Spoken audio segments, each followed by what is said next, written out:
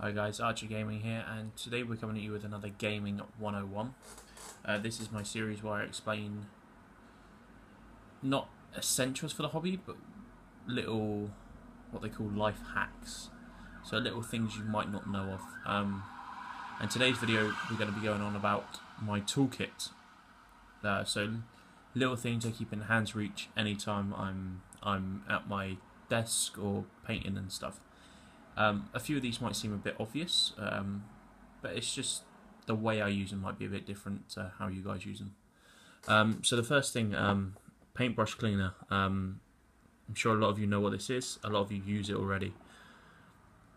I think I paid £4 for this off eBay, and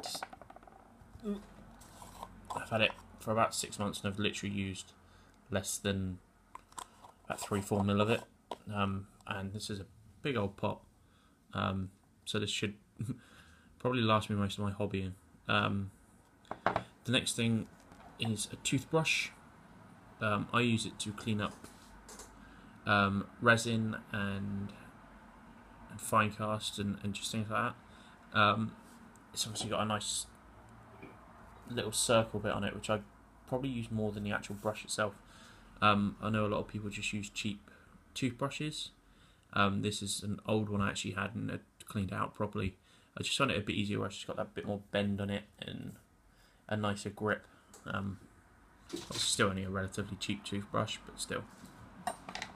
And keeping on the habit of cleaning things, I do have a big scrubber here, which I use, as you can see, as caked in paint for stripping paint down off models and minis. It's a lot easier than using a toothbrush for vehicles and stuff. It's just something handy I tend to have. I also tend to have a ruler, just to make sure that it's always handy to have a ruler, whether it's to measure the gap in conversions and stuff like that, to make sure things are going to fit before trying to wedge it in there, and just to try and maybe keep straight lines, or try and I've also used it as well to push back, sorry about that rabbit, to try and push back green stuff before and keep it a bit more nice and straight. We then do have a standard kitchen knife as well. I don't use it for trimming per se, I just use it as a nice tool just to smooth out larger green stuff or polyfiller. It's quite handy for that. Also as well, the teeth on these doesn't tear through green stuff. So if you want to create a cool like wired effect, I'll just push it down, push it through the green stuff, and it comes out with a nice smooth even circle thing.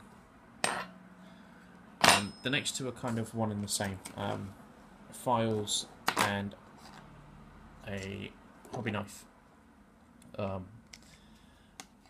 know a lot of you already have these and should already have these, but how I get mine is very different. Obviously, hobby knives you can pick up 50p anywhere really. If you look hard enough on Amazon, £1 for a half decent one. I paid £1 for this at a car show, believe it or not. It comes with all the blades. It comes with about 15 blades. It was an absolute bargain. And obviously the protector as well, which is always very useful. The same for these files. These are car metal files. As you can see, they've got a very high shine to them. And I've had the black handled ones for about a year now, and a few of them are starting to go a bit. And they were £1 for 8 different types. These were £5 for 6 different types, but these are way much more resilient. They've got a nicer grip on again. So that's something else I always advise keeping around. The other thing is a permanent marker. It sounds weird, but if you're painting black, it's just nice just to go around the details with, just to double make sure that you've hit the spot and haven't gone over. Obviously this is a thick one. Sharpies are a bit better with their finer points. Again, I do try and use them as well. But these are quite useful to go over before a wash. It gives it a nice glare. And lastly is the Citadel texture palette thing. Texture pusher. I know a lot of people aren't fans of Citadel stuff, but this thing is actually really useful. I use a lot of their texture paints on my bases, and even when I don't, it's still a nice tool to have. You still have that nice flexibility, just again for pushing green stuff in, almost using it as a tool for that. And yeah, it is very useful for this. Also as well, I have 2 of these, and the other one I use just to scoop paint out of the pots. Because it's obviously got this soft end and it's a high quality plastic, it's very easy just to scoop a small amount into your palette. Anyway guys, that's all the tips I have for you today, and I shall see you in the next video.